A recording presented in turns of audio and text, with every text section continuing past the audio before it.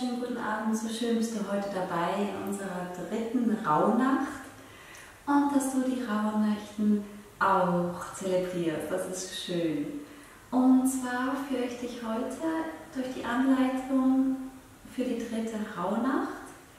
Und heute ist das Thema die Freundschaft und Herzenangelegenheiten. Und dafür habe ich dir dann schon gleich ein paar Fragen, die du dir selbst jetzt immer aufschreiben kannst und die du dir nochmal durch den Kopf und durch dein Herz und deine Seele gehen lassen kannst. Ich lese dir die mal kurz vor, dann kannst du dir diese abschreiben und sonst später in der Meditation wiederhole ich diese Fragen auch nochmal, nur falls du keine Lust hast, das aufzuschreiben. Und ich wünsche dir ganz herzlich, dass du auch schön loslassen kannst und dich für das neue Jahr schön vorbereitest mit den Rauhnächten, mit dem Ritual zum Räuchern. Du kannst dir das Räuchern vorher machen oder während deiner Meditation, das überlasse ich ganz dir. Ich fange jetzt mal an und frage dich ein paar Fragen, die du dir dann selber fragen kannst. Und zwar, wir reflektieren ja in diesem Ritual immer, heute sind wir in der dritten Rauhnacht, das heißt, wir reflektieren den dritten Monat des Jahres, das wäre der März, der vergangen ist. Und dazu folgende Frage: Was ist in diesem Monat passiert? Also was hast du im März erlebt? Was für Ereignisse haben sich da ergeben? Was ist passiert? Die zweite Frage: Was war gut im März? Welche Erfahrungen, Ergebnisse möchtest du davon behalten? Was war gut im März? Und was möchtest du davon behalten und mitnehmen? Was für Hindernisse hast du im März erfahren? Also hattest du Hindernisse oder Überwindungen, die im März stattgefunden haben, die du im März erlebt hast?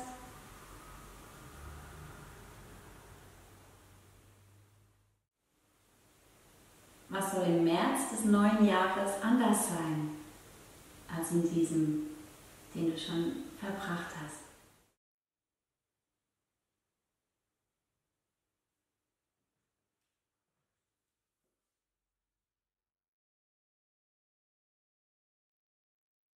Nun hier ein paar Fragen zum Thema des Tages, dieser Rauhnacht, die Freundschaft und Herzensangelegenheiten. Und dazu die erste Frage: Wen nenne ich einen Freund und warum? Wen nenne ich einen Freund und warum?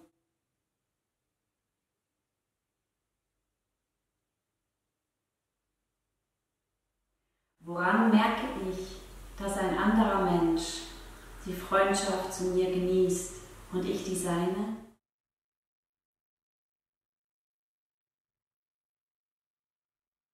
Woran merke ich, dass ein anderer Mensch meine Freundschaft genießt und ich die seine?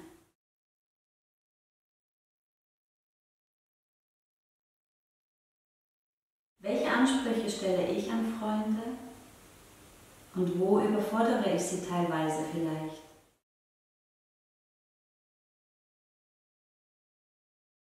Welche Ansprüche stelle ich an Freunde und wo überfordere ich sie teilweise vielleicht?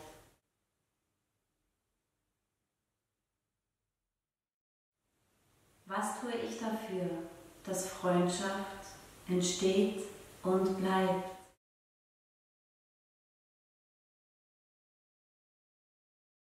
Was tue ich dafür, dass Freundschaft entsteht und bleibt?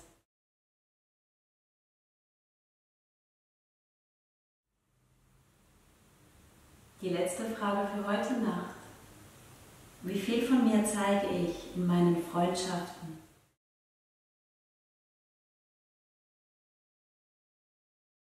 Wie viel von mir zeige ich in meinen Freundschaften?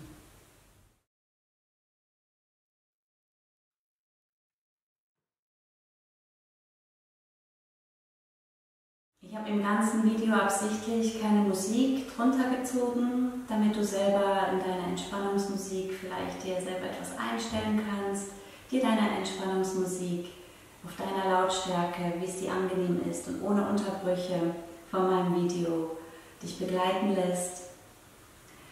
Du kannst die Anleitung zum Räuchern selber, die gleich folgt, überspringen oder vorwärts spulen, wenn du weißt, wie es geht oder in meinen anderen Videos schon geguckt hast und nun mittlerweile schon ziemlich geübt bist in dieser Angelegenheit. Ich freue mich sehr, bist du dabei. Ich freue mich sehr, nimmst du diese Zeit für dich und auch diese Möglichkeit in dieser mystischen Zeit, dieses Ritual zu vollziehen. Und nun geht's weiter mit der Anleitung zum Räuchern. Ich freue mich sehr, bist du dabei. Anleitung Räucherritual.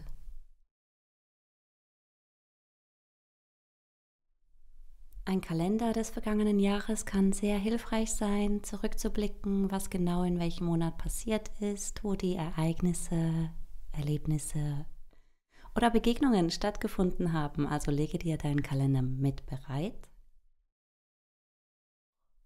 Ich persönlich verwende ein Rauhnacht-Tagebuch. Falls du es über mehrere Jahre praktizierst, ist es wunderbar, deine Entwicklung rückwirkend zu beobachten.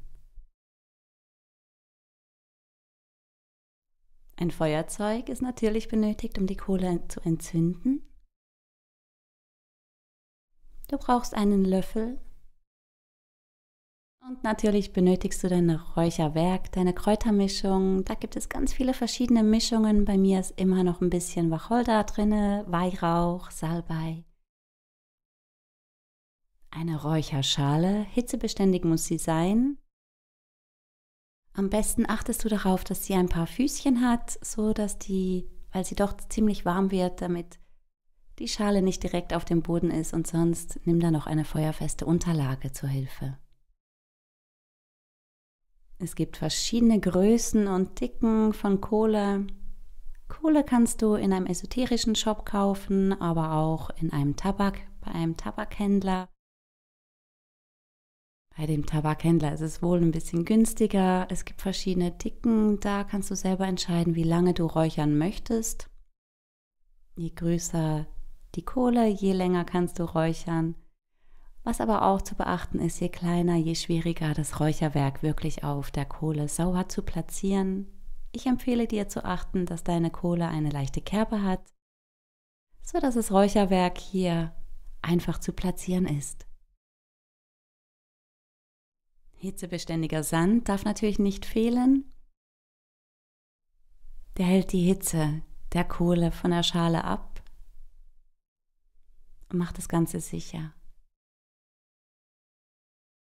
Nun, das Räucherwerk entzünden. Wie geht denn das ganz genau? Also mein Tipp ist, den hitzebeständigen Sand ungefähr 3/4 hoch in die Schale hineinfüllen,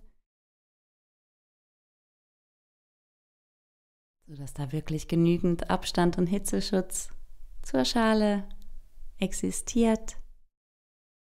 Ich persönlich achte auch immer noch darauf, dass genügend Abstand von der Kohle zum Räucherschälchen ist, sodass da nicht zu viel Hitze aufkommt, aber auch um das verbrannte Räucherwerk auf die Seite schieben zu können. Beim Entzünden der Kohle achte darauf, am Anfang funkt sie ziemlich, vielleicht hier wirklich über deiner Räucherschale bleiben. Ja, nicht auf leicht entzündbaren Unterlagen oder brennbaren Unterlagen vollziehen. Sobald sie entzündet ist, kannst du wie eine kleine Glutkette beobachten in deiner Kohle. Auch hier ganz wichtig, verbrenn dir nicht die Finger. Und nun geht es darum, zu warten, bis die komplette Kohle durchgehitzt ist. Und das zeigt sich, indem sie weiß wird.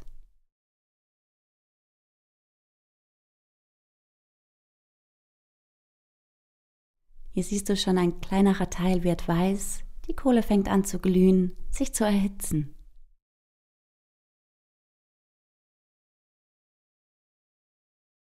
Und sobald die Kohle komplett durchgehitzt ist und überall weiß, wird es Zeit, mit dem Räuchern zu beginnen. Achte immer darauf, dass du nicht zu viel und nicht zu wenig deines Räucherwerkes auf die Glut legst. So ein bisschen in der Mitte, ein kleines Häufelchen ist ideal. Und auch sobald du deinen ersten Guss darauf gelegt hast, nicht mehr darin rumstochern oder nachschieben, sondern diesen Guss für diesen Moment ziehen lassen.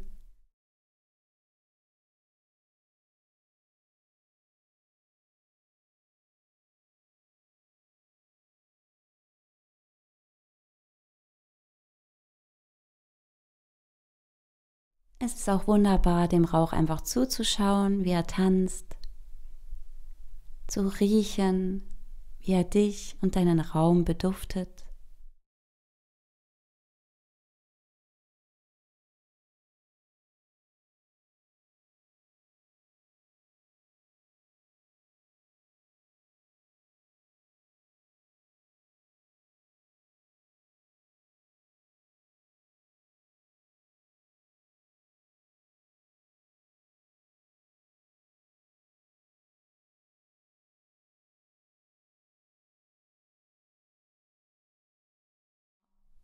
Ganz wichtig, mit dem zweiten Aufguss erst beginnen, sobald überhaupt kein Rauch mehr aufgestiegen ist und die komplette Räucherware verbrannt ist.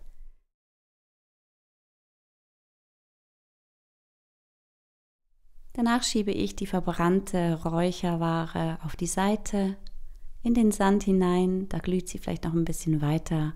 Und auch hier siehst du, wie die Kohle komplett und vollständig glüht.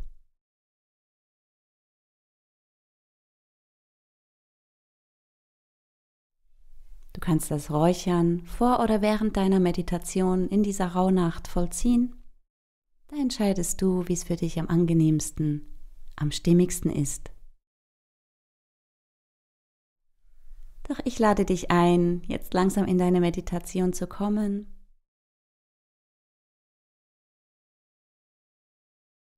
Und herzlich willkommen in der Meditation der dritten Rauhnacht.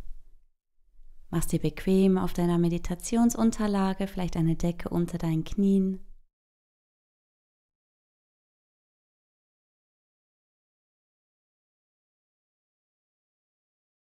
Das Thema für heute Abend der dritten Rauhnacht ist die Freundschaft und Herzensangelegenheiten.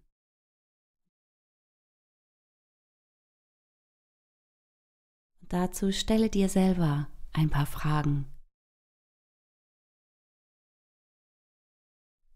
Wen nenne ich einen Freund und warum?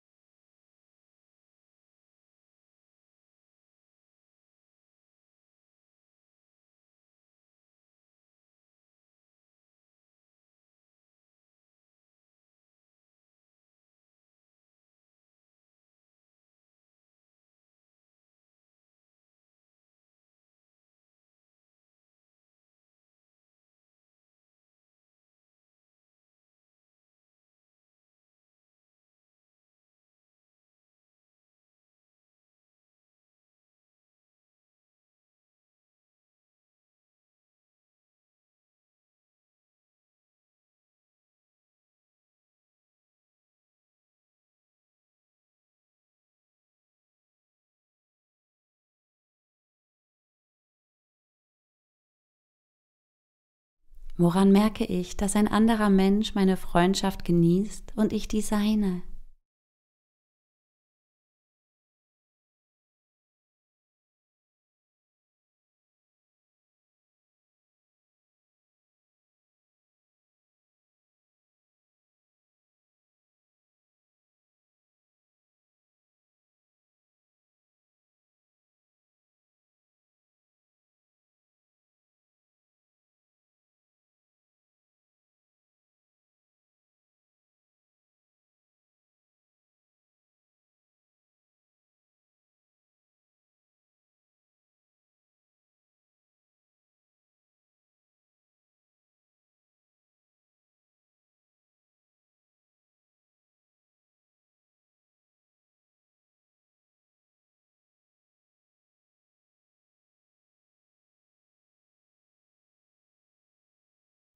Welche Ansprüche stelle ich an Freunde und wo überfordere ich sie?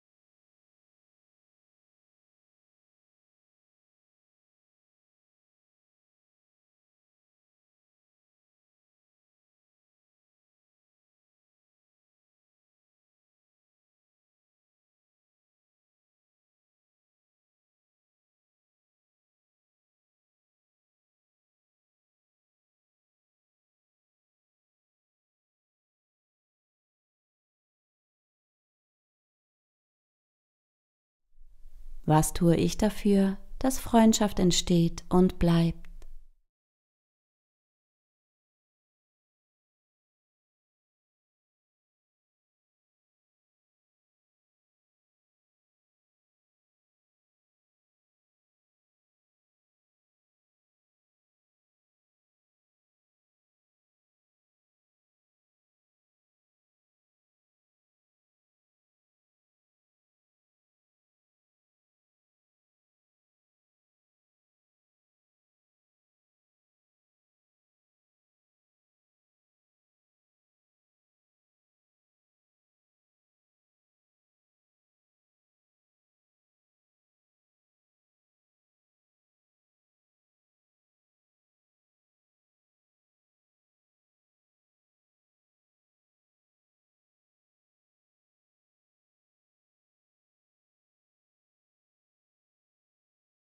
Wie viel von mir zeige ich in meinen Freundschaften?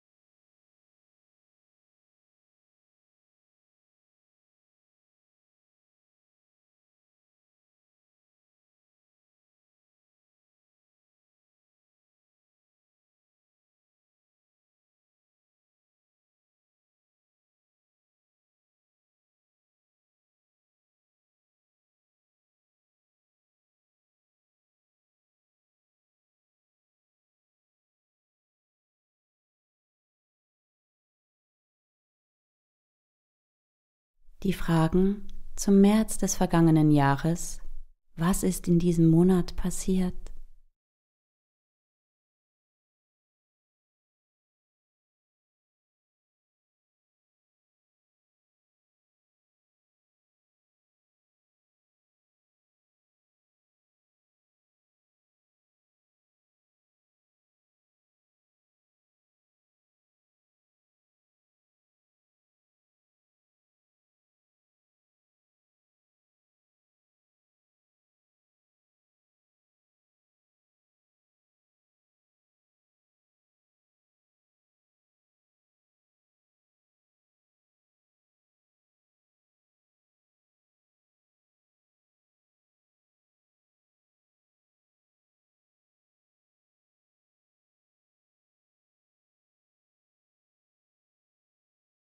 Was war gut? Welche Erfahrungen, Ergebnisse möchte ich davon behalten und ins neue Jahr mitnehmen?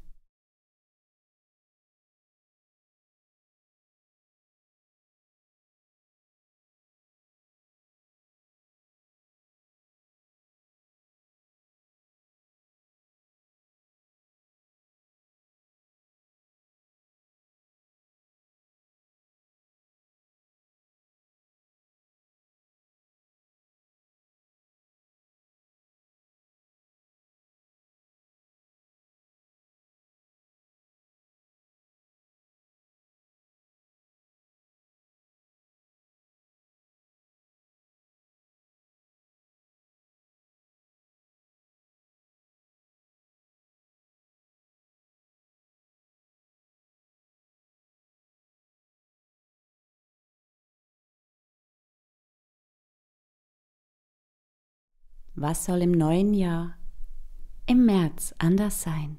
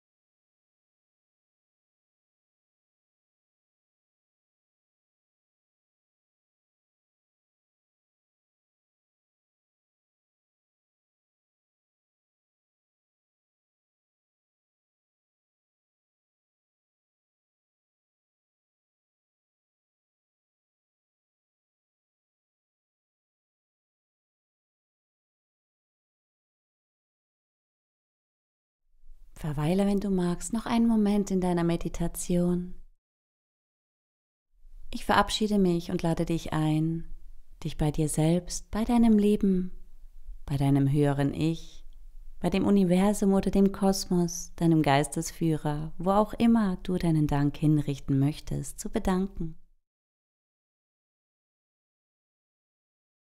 Führe deine Handflächen zusammen und deine Daumen vor dein Herz. Bedanke dich für deinen wunderschönen, gesunden Körper, mit dem du alles machen kannst, was du möchtest.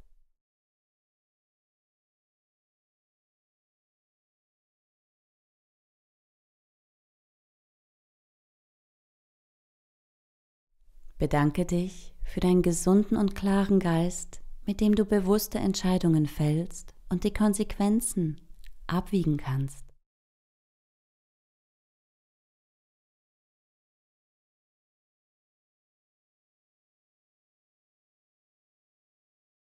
Für dein Herz voller Wärme, Mitgefühl und Liebe, dich selbst und die Welt damit bereicherst.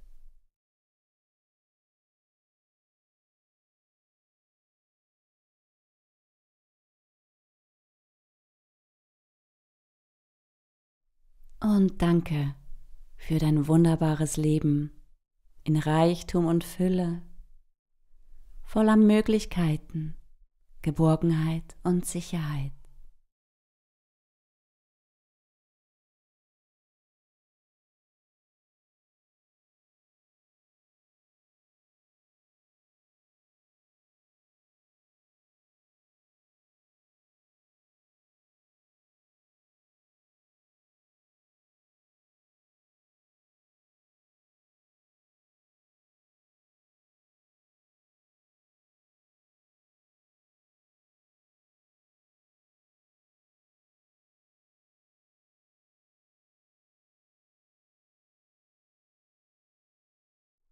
Ich danke dir, nur das Beste für dich. Vielleicht bis morgen Abend. Namaste, deine Julie, The Golden Drop, die Achtsamkeitsschule in Zürich.